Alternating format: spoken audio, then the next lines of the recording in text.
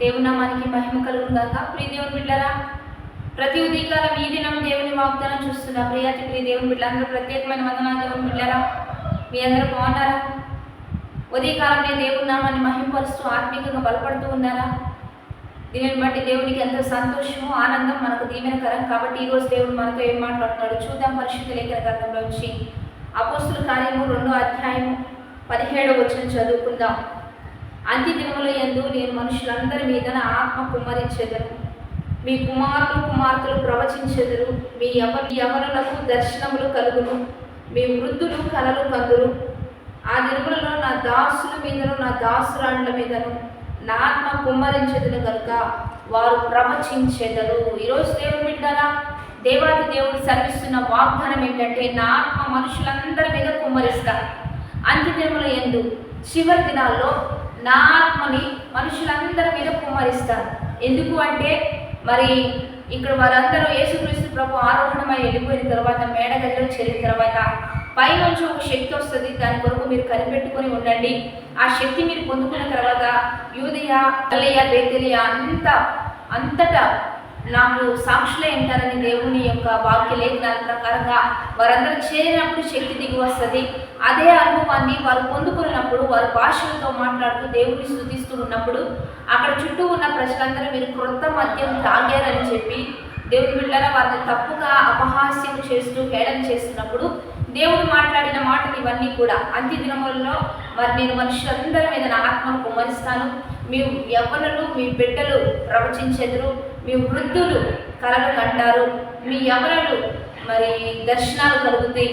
మీ యొక్క దాసుడు దాసురాలు మరి వారు ప్రవచించెదరు నా ఆత్మతో నింపబడి అని దైవ వాక్కు ప్రకారంగా ఈరోజు దేవుని బిడ్డలారా, దేవుని ఆత్మ పొందుకుంటున్న ప్రతి ఒక్కరూ ప్రవచించాలి, కలలు కనాలి, భాషలతో మాట్లాడుతూ సంఘానికి దీవెనకరంగా, మన జీవితానికి ఆశీర్వాదకరంగా మనం ముందుకు కొనసాగాలి. మనను కలలు కంటూ, మనం భాషలు మాట్లాడుతూ, మనం ప్రవచిస్తూ ఉండగా కళ, దర్శనం అనేది జరగబోయే విషయాలను బయలుపరుస్తూ ఉంటుంది. దేవుని బిడ్డరా, ఇది మనం పొందుకోవడం వల్ల మన భవిష్యత్తులో మనం ఏమి అవ్వబోతున్నామో, ఏం కలగబోతుందో యోసేపు జీవితం చూస్తే మనకు అర్థమవుతుంది. ఆ దేశాన్ని పరిపాలిస్తున్నప్పుడు గొప్ప కరువు రాబోతుందని దేవుని చూపించడం బట్టియే, యోసేపు ధాన్యాన్ని నిల్వ చేయడం బట్టియే అక్కడ కరువు లేకుండా ఇతర దేశాలు కూడా అక్కడికి వెళ్ళి ఆహారం పొందుకున్నట్లుగా ఒక దర్శనము, ఒక కళ ఆ రీతిగా ఉపయోగపడింది. రెండోదిగా దేవుని బిడ్డలారా, ఒకవేళ మనం ప్రవచిస్తూ ఉంటే అది సంఘానికి క్షేమాభివృద్ధి. ఒక వ్యక్తిని గురించి మనం పిలిచి, ఒక వ్యక్తి పేరు చెప్పి, అది జరగబోయే రోజుల్లో జరిగే కార్యక్రమాల గురించి, జరిగే స్వస్థత గురించి మనం మాట్లాడినప్పుడు వారు గత జీవితంలో జరగబోయే జీవితాన్ని బట్టి ప్రస్తుతం ఉన్న జీవితంలో వారు చిగురించబడతారు. వారు ధైర్యంగా ఉంటారు. నా భవిష్యత్తులో దేవుడు నాకు గొప్ప కార్యం చేయబోతున్నాడు, నా భవిష్యత్తులో నన్ను దీవించబోతున్నాడు అని వారు విశ్వాసంతో ఒక బోల్డ్గా వారు ముందుకు కొనసాగలుగుతారు. ప్రవచనం వల్ల అంత దీవెన ఉంటుంది. దేవుని బిడ్డలారా, దేవుని దృష్టిలో ఉంటేనే దేవుడు ఇటువంటి ప్రవచనాలు ఇచ్చి వారి పేర్లు పిలిచి ఇట్టి కార్యాలు జరిగిస్తాడు. మూడవదిగా మరి భాషను మాట్లాడడం చాలా వాక్యం సెలవిస్తూ ఉంది. కొరింథీయులకు రాసిన పత్రిక 14వ అధ్యాయంలో ఈ మాటలు ఉంటాయి. ఏమనంటే, భాష మాట్లాడువాడు తమకు తాము క్షేమాభివృద్ధి కలుగు చేసుకున్నటకై మాట్లాడుతున్నాడు. వాడు మనుషులతో కాదు కానీ దేవునితోనే మాట్లాడుతున్నాడు.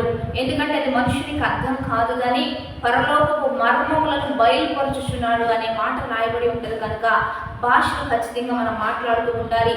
పరలోకపు మర్మములను మనం బయలుపరుస్తూ ఉంటాం. తమకు తాము క్షేమాభివృద్ధిని కలుగు చేసుకున్నట్టుకే మాట్లాడుతూ ఉంటారు. అంటే మనుగా ఎవరైతే మాట్లాడతారో వారికి క్షేమము, అభివృద్ధి. కాబట్టి మీకు క్షేమం లేదా, మీకు అభివృద్ధి లేదా, ప్రతి ప్రాంతంలో భాషలతో మాట్లాడండి, ప్రవచించడానికి ప్రారంభించండి. దేవుని శక్తిని పొందుకుంటూ కళలు, దర్శనాలు కంటూ ప్రార్థనాపూర్వకంగా ముందుకు కొనసాగండి. మిమ్మల్ని బట్టి పరలోకం ఎంతో సంతోషిస్తుంది. మిమ్మల్ని బట్టి మీ సంఘము, మీ యొక్క సహవాసము, రెండోదిగా మీ చుట్టూ, మీ గ్రామానికి, మీ పాదానికి దేవుడు 7 మేలు చేస్తాడు. కనుక భాషలతో మాట్లాడువాడు మనుషులతో కాదు కానీ వాడు డైరెక్ట్గా దేవునితోనే మాట్లాడుతున్నాడని వాక్యం సెలవిస్తుంది. కనుక దేవుని బిడ్డలారా, భాష మాట్లాడేవారు దేవునితో మాట్లాడుతున్నారు, మర్మములను బోధిస్తున్నారు, మర్మములను ప్రకటిస్తున్నారు. రెండోదిగా క్షేమము, వారికి అభివృద్ధిని దేవుడిస్తాడు. ఇవన్నీ దేవుని ఆత్మ దిగి వచ్చినప్పుడు కలిగే స్పందనలు. ఈ స్పందనలన్నీ మీకున్నాయా? ఖచ్చితంగా మీరు ధన్యులు. ఒకవేళ లేకపోతే ఈ రీతిగా మనం ప్రయాసపడదాం. దేవుని ఆత్మ పొందుకుంటూ ఆత్మీయంగా బలపడుతూ వాగ్దానపూర్వకంగా ప్రార్థన చేద్దాం. పరిశుద్ధుడా, మహోన్నతుడా, గొప్ప దేవ, ఈ దినము మీరు మాకు ఇస్తున్న బలమైన వాక్వచనాలను బట్టి నీకు మహిమ. ఎంతమంది బిడ్డలు ఈ వాగ్దానం చూస్తున్నారు? ఈ వాక్వచనాలన్నీ బిడ్డల పట్ల కూడిపరిచాయ్యా. వారి కళ్ళలో దర్శనాలు, రెండుగా భాషలు మాట్లాడుతూ నీ నామాన్ని మహిమపరుస్తూ ఉండగా జరగబోయే భవిష్యత్తు గురించిన చింత, బాధ, వ్యతిరేకత, దుఃఖం, కన్నీరంతా తొలగించి ఆశీర్వాదకరమైన దినమును, మేలుకరమైన దినములు మాకు సహాయం చేస్తూ నీ ఘనమైన గొప్ప నామానికి మహిమ తెచ్చుకోండి. బర్త్డేస్, మ్యారేజ్ డేస్ జరిపిన వారికి దీవెనలు ఇవ్వండి. పనులు, వృత్తులు, వ్యాపారాలను దీవించండి. చేతి పనులను ఆశీర్వదింపు చేయ. దేశాల ప్రభుత్వాల రాష్ట్రాలను దీవించండి. మంచి పరిపాలన ఇచ్చి నీ ప్రజలకు మేలు చేయ, మంచి చేయ. వివాహం లేని వారు, ఉద్యోగం లేని వారు, చదువుకుంటున్న వారు ఎంతమంది విడిపోయారో తిరిగి కట్టబడినట్లుగా సహాయం చేయ. ఆర్థిక పరిస్థితులు, అనారోగ్య పరిస్థితుల నుంచి విడుదలవ్వాలి. ఎంతమంది ఆర్థికంగా నలిగిపోతున్నారు, స్వస్థత, అనేక ద్వారాలు తెరిచి ధననిధితో నింపున తండ్రి.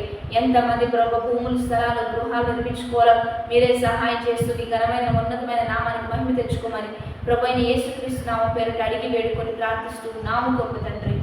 ఆమేన్. మంచిగా లైక్, షేర్, కామెంట్ చేస్తూ దైవికంగా సిద్ధపడదాం, ఆత్మికంగా బలపడదాం. ఈరోజు అంతా మీకు మేలు జరగాలని మనస్ఫూర్తిగా మీ నిమిత్తం కోరుకుంటూ ప్రార్థిస్తూ have a blessed day. Amen.